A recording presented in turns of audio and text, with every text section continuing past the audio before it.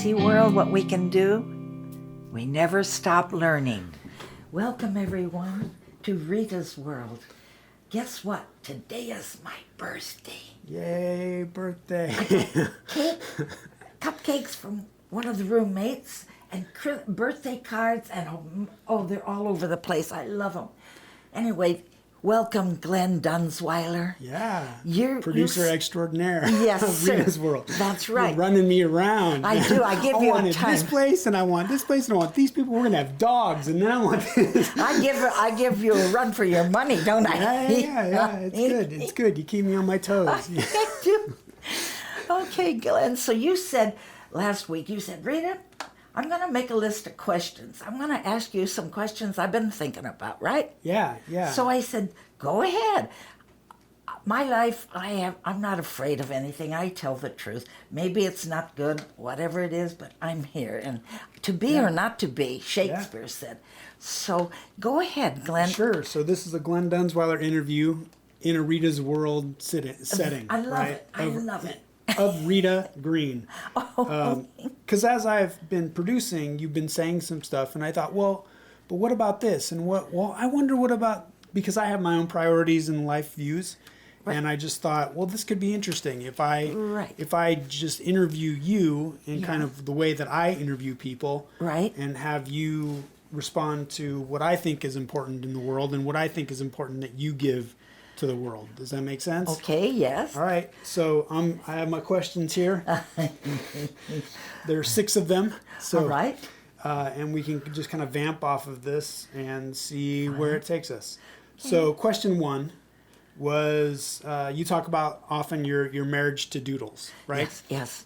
But what's interesting to me is when you talk about your marriage to doodles, it seems like it was a life negotiation. It was like, look, you are 20 some odd years older than 24. I am, but I want a house and 2 kids. Yeah. And you seem like a nice person. Oh, yes, he was. It didn't have anything to do with I'm absolutely in love with you. It seemed like this thing of, look, this is what I want. But I mean, as an arrangement. But I think that not in a bad way. It was kind of 2 people coming together saying, look, this is what I would like. I like your companionship. Well, I want 2 kids in a house, and I like you too. Yes. So can you talk about how you view your relationships, or Absolutely. Not only your marriage to doodles, but let's say boyfriends later, because you're very you say you need people's love, but you're also very independent, and we'll get into that too. Right? Okay, yes. So can you talk about First of all, Doodles Weaver, when I met him, I said this before, he said, someday I'm going to marry you, But I was just a young girl, 16, I think, when I met him. 15 and a half, maybe. But I said, I'm never getting married till I'm 21. But in the meantime, Mr. Weaver was on the Horace Heights show as a producer, as a writer, as a comedian. He did everything. But he was the kindest, and he helped me with my schooling because he graduated from Stanford, did graduate work at SC. He was intelligent, but the kindest and funny, very funny.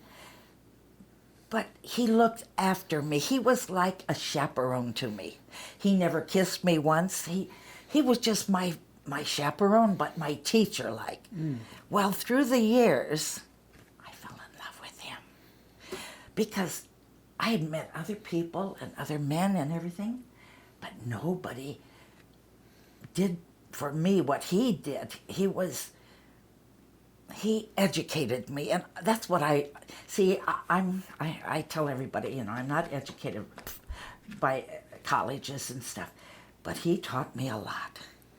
But once we got married, I was his 4th wife. But see, he was an honorable man. He didn't take people to bed. He married his women, which I thought was very admirable. So he wasn't a cheating man. He wasn't. Never. He was kind of a serial monogamist, where I have this partner, and then it doesn't work out, and now I have this partner, and it doesn't work out, and I have this partner. But the women divorced him because why? He had an alcohol problem. Got it. And so what that also gets into your divorcing of Doodles, which you've also talked about. You never stopped liking each other. It just, when you talk about it, it was kind of this logistical thing of, look, you're screwing your life up, and if we're still married, you're going to start to screw me up and my kids, right, and our kids up. But he agreed with it. So it was. So what? And did you say to him, "Look, we have to get divorced because you're a disaster"? No, a lawyer told both of us.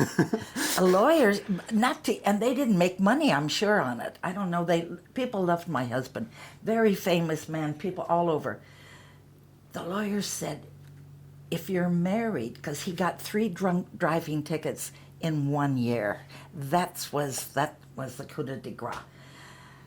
And to keep him out of jail, I don't know, they said, you can't be married because they'll take everything. They'll take the house, money, money is the root of all evil. But anyway, so he said, yes, we're going to divorce, but we remain friends. And right. His sister, Aunt Silva, bought him a home on Chandler Boulevard, these cute little houses. They're very cute.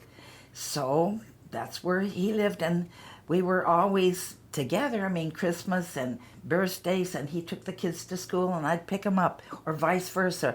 We worked it out. We were just like married, but we didn't live together. Got it. And he quitclaim deed the house to me so that we didn't have to sell it and do this and do that and everything. So that's how that worked out. Yeah, I that's something that is very inspirational to me, because I tell people that I can't be in a relationship because I'm too busy trying to save the world. And I realize that when I'm in a relationship, a traditional relationship, I'm not giving enough time to that relationship. Right. I always want to try and, now I have to save this homeless person. Now I have to, what about this problem in the world? I have to talk to this student.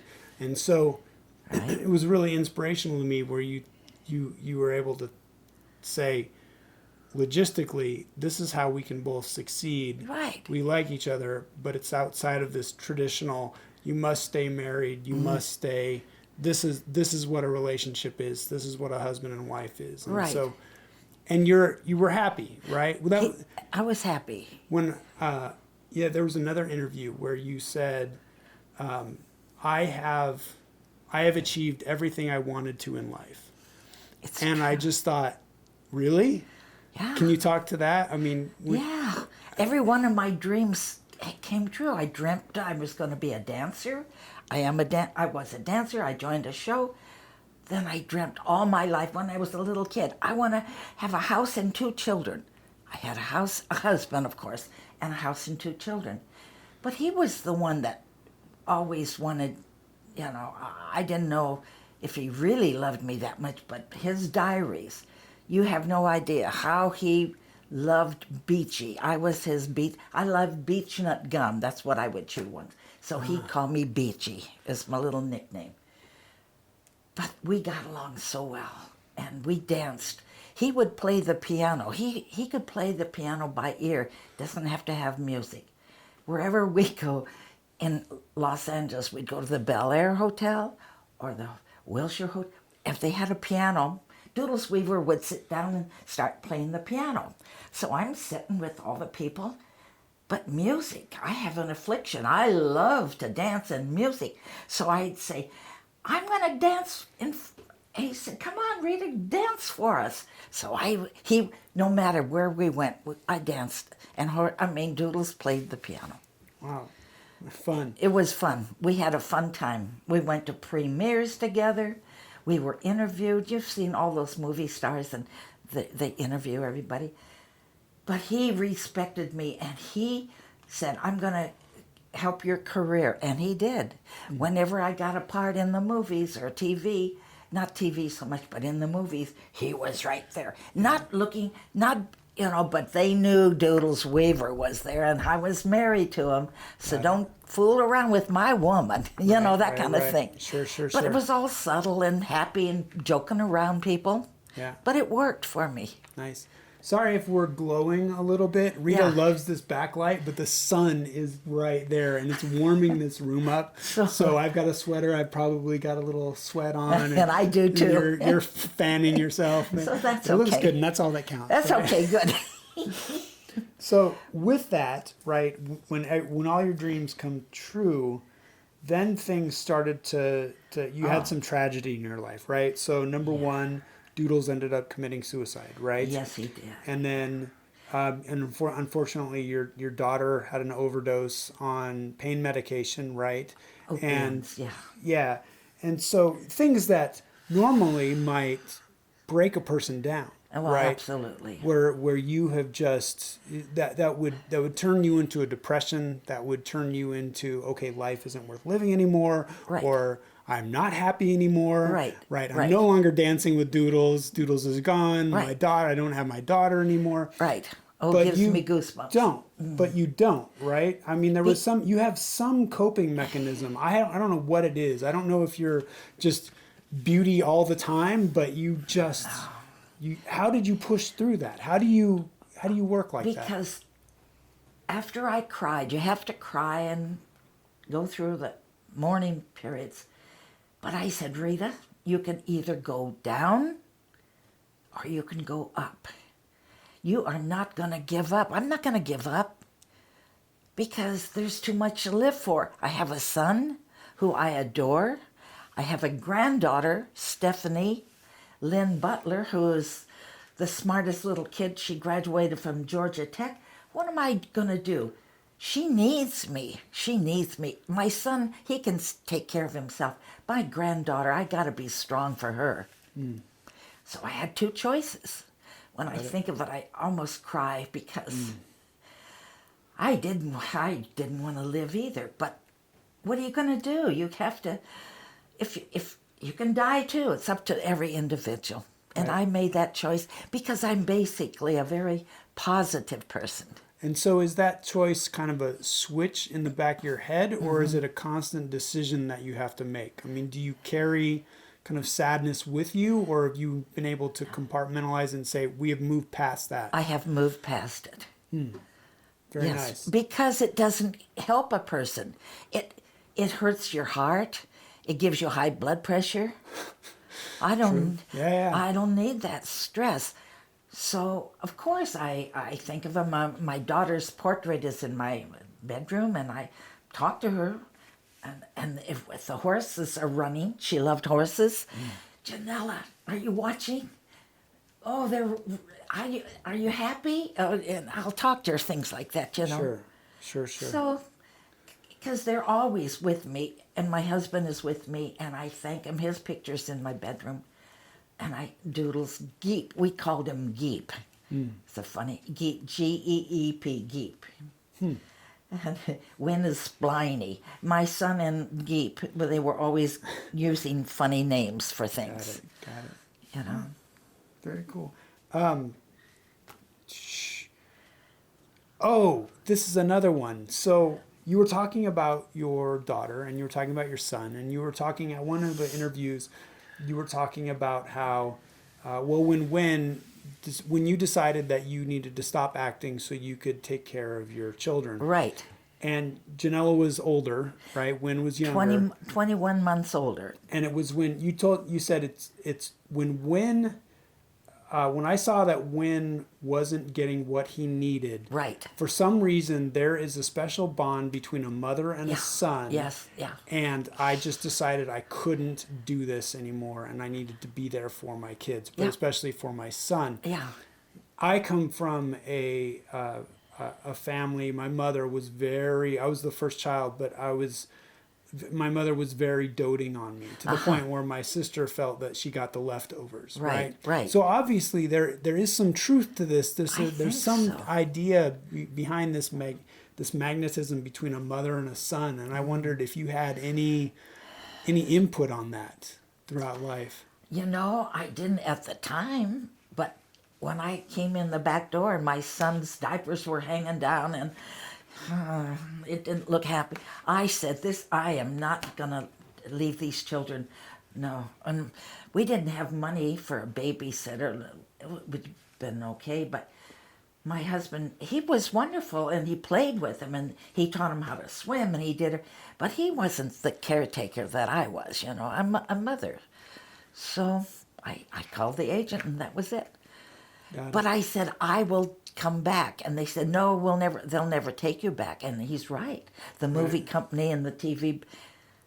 But guess what? You, Mr. Glenn, are making my dream. Not that it's going to go anywhere, but I always said, I want to do my own show. Sure. I want to inspire people. If I can make it, anybody can make it. Well, I think you help to make that happen, right? You manifest it, I guess. I That's the word, I did by talking about it. Yeah, you talk about it, you make it happen. You know, you I did. No, I teach students learn, do, connect, repeat, and I think that you've really always connected, which is which is one of your powers. You know, you constantly just say this, I want this to happen, and you meet people and you inspire people, and then Good. people help you to make things Yes, happen that and you did. you want to have happen. So just real quick, recapping back to finish up that question. So did you treat Janella and Wynn differently at all, or have any different feelings towards them, or was it just that one moment? No, but I'm glad you asked that question. You know, because when Janella was 13, she lived here at the house, and she started slamming doors. She was going through emotional times. And I thought, oh my gosh, because I always nip a problem in the bud. I don't wait around. I said, what can I do? Janella, what do you want in life? Oh, she wants to have a horse. Wonderful. So guess what? I go on the LA Times and I find horses. And there was a thoroughbred horse, 17 hands high, big, beautiful. Argentina was the name. I said, Janella, for $400. I shouldn't touch you, excuse me. Yeah, it's COVID. Well, we live in the same house. Yeah, so but anyway, $400. I bought it, and I said, Janella, I bought you a horse. She did. You did? Yeah. And it was delivered at Pickwick, down in those area in Burbank. Best thing I ever did for her. She would go down there. I'd drive her down, or her dad would take her down, or she'd ride a bike. She'd get down there and groom the horse and clean the feet and ride this horse. She took lessons. She learned to jump. I would go to the paddock place or whatever, the place where they sold all the hats and the boots and everything. So I put a lot of money into her. Not a lot, but I mean... Well, yeah, but effort and... Yeah. Trying to find out what she her wanted, passion was. what was her passion. Yeah. And she liked to play the flute. I wanted to know what instrument in school. She played the flute. My mother played the flute, so that tickled me to death. So I buy her a silver flute, probably used. Knowing me, I'm always looking for a bargain. Sure. But anyway, because we never had any money hardly, but we always made it good. We survived, I should say. Well, it's making enough money for your priorities, and your priority was to fulfill the need of your my daughter. Children, Yeah. but my children too. For Wynn too, when he came home from school at the first grade and said, "I'm not going back," because he would squeak and make noise. Because I don't know, he just It's his thing. and he was, and the teacher one day poured milk all over him because he didn't like to drink milk. Oh, wow. And he came home and he was drenched, and he said, "I'm not going back." Wow. And he meant it. Yeah. So I get in the yellow pages now. Creative School. Riverside Drive in North Hollywood, very close. Highland Hall, a Waldorf school. See, they don't give grades. They learn by doing. Right. They make their own textbooks. The teacher talks to them, tells them stories. They make pictures out of it. They make anyway, and no grades. Nobody's it worked. He loved it, and Janella loved it. I put her in there too. She was doing fine in school. She could get along, but my son has his own personality, Right. which is good. Yeah. But I was a mother that said, my parents helped me fulfill my dream, gave me dancing lessons. I had to talk them into it. My daddy wasn't so keen on it because men don't really care about things like that. But my mother, well, most men don't.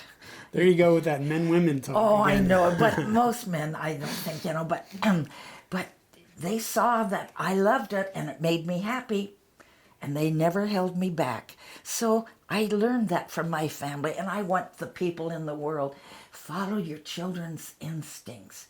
You don't have to spoil them, but they know in their heart. Everybody knows in their heart what they really feel good about, don't you? Well, I think there's no reason to dash hopes and dreams early.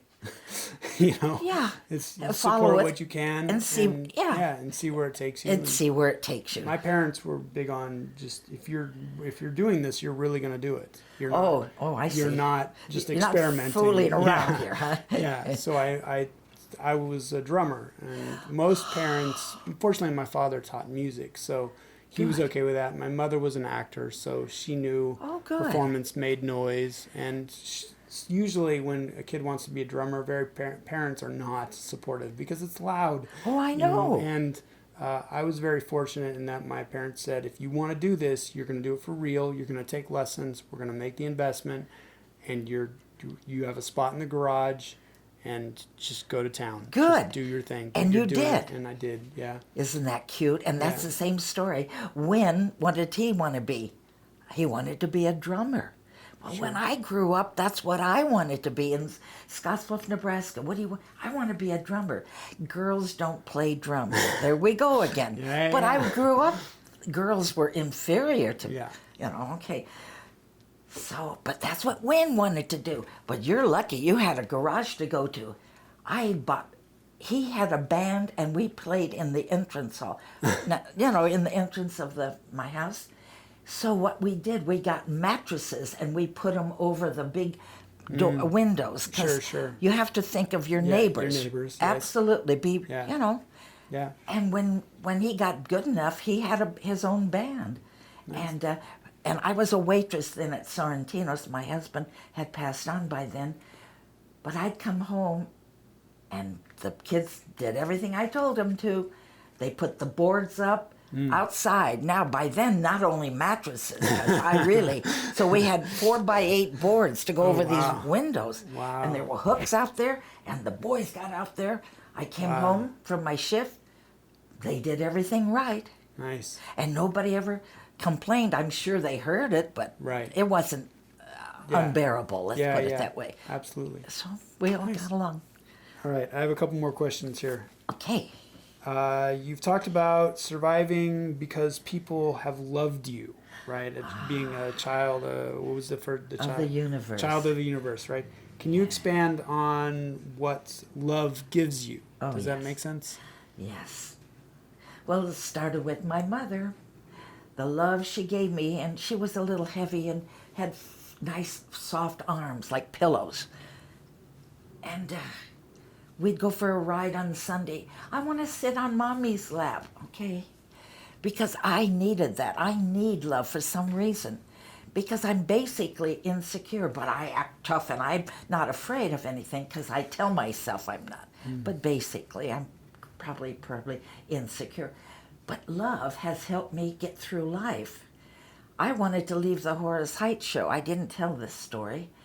I was on the show for maybe a month, and I was trying to learn the routines, watching on the side of you have to have a rehearsal hall and learn the routines and everything. So I was in Minneapolis, Minnesota, and Mr. Horace Height came. I was on the stage door steps, and I'm crying. Rita, what's the matter?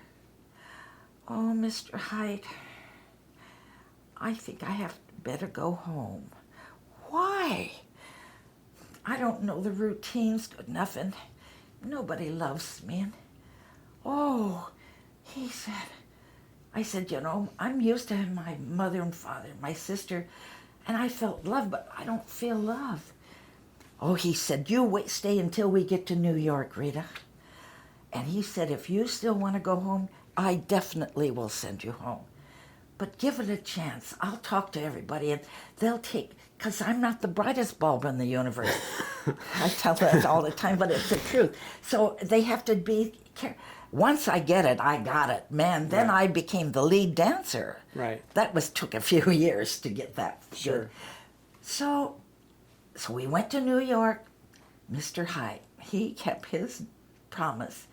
He sent me home for the weekend to see my mom and dad and sister. By then now, I loved the show, but he was honorable enough to send me home, and if I still wanted to stay home, just wire him or whatever they did in those days, and I could, but no, I wanted to go back. Sure.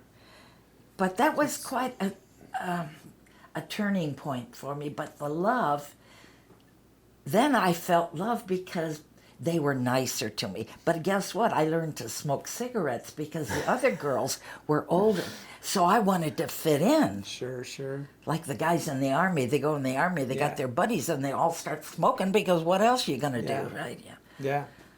So I became a smoker, but I did give it up at 28. Ah. Thank goodness, when I was 28. Yeah, I built covered a fireplace with dolomite rock.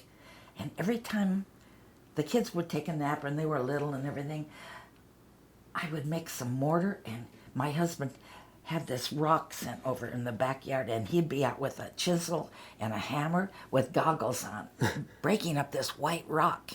But that's how I quit smoking, because when I'd have the urge, I'd get busy working. And it worked. Yeah. It worked. I faced a whole fireplace with this white rock. It turned out beautiful. So that was good. And that was another thing. Doodles always gave me love. The diaries, how he loved beech nut. But I was a good wife. I must say, I took care of that man. I cooked for him. I sewed for him. I learned to cut his hair. He'd say, well, Beachy, they asked me, where'd you get your hair cut, at a pet shop? And he was joking, because I did a good job. But and I learned to sew from my Frida Beach, who taught me how to wallpaper. She taught me how to sew and how to make men's tailored. It's the way you trim the seams. You don't trim them together, trim one at a time so the seams lay down. I learned all of that tailoring. I made clothes. I didn't make his trousers because that's difficult to do. But Well, I think it's when you start looking at a marriage as a partnership and kind of this division of labor, which we've decided is insulting in some way, but I think at some point we listen to stories like yours and it becomes less insulting. I understand why it's insulting. Women do this, men do this, right? And you can start really narrowing people and telling them you can't be a drummer, or whatever that is. Exactly. But I think as long as we have respect and it's mutual changing. respect. Today it's not like it was 50 years ago or 80 years ago. Yeah. I'm 84. Can you believe it? Happy birthday.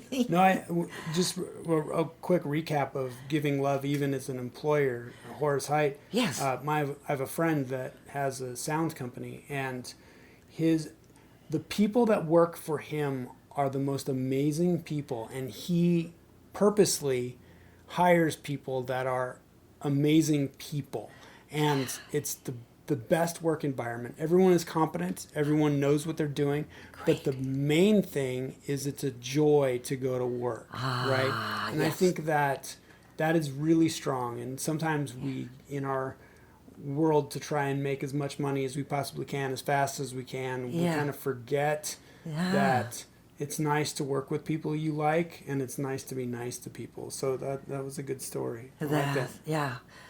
All right, last question maybe. Okay. Yes, last question. Okay. You taught me to try to give joy to everyone I meet. You did. You're the one that taught me that. When did you realize that this was how you wanted to live your life? I didn't. I just do, to be or not to be. I don't realize. When I go to work, I meet everybody. Every day is a new day when I hang wallpaper. I meet the people. First, I come in with a big smile. And I compliment them. I mean, not overly, but if I mean, anybody can afford to have somebody come and hang wallpaper has to have a nice little house, right? Sure. Or an apartment or a condo. Sure. So I go in and I say, I love your home. It's so cozy, or whatever I see, I compliment them. Number one, off the bat. Number two, I came in with a big smile, and they've read about me on Yelp, so they know I have a good attitude and that I want to make their place beautiful. And I'm here to serve them and to do the best job I can. But that's giving joy for me. Yeah. Because when I'm driving there, I ask God in the universe, I hope I do a good job today. And keep me safe on the ladder, but I want to please make people happy. And it gives me happy. And when I drive home and I've got that money in my pocket and I drive to the bank and put it in, now I can pay this bill, I can pay the mortgage, I can pay the water and power. So I've never missed a bill in my life. Wow. That's something. That's saying something. Well, thank you for taking these interview questions. They were great answers. Oh, thank you, Glenn. Do you want to sign us out on your birthday? Yeah. Birthday day? I'm so grateful that Glenn is letting me do this little podcast because I have something to offer to the world. And we're going to do a show next week, next door, in the back with the doggies, a few doggies. I think, Glenn, I got to talk him into it. But she likes giving me complication. Plus, Miss Reita, we're not supposed to be mingling. Well, we're going to be 6 inches. 6 inches? No, 6 feet away. So it's a big patio in the back. We'll see how this works. We'll see. We'll see next week, kids. But anyway, thank you for tuning in, and say goodbye to Rita's World. Bye. Bye. Yay, we did it. See, world, what we can do? We never stop learning.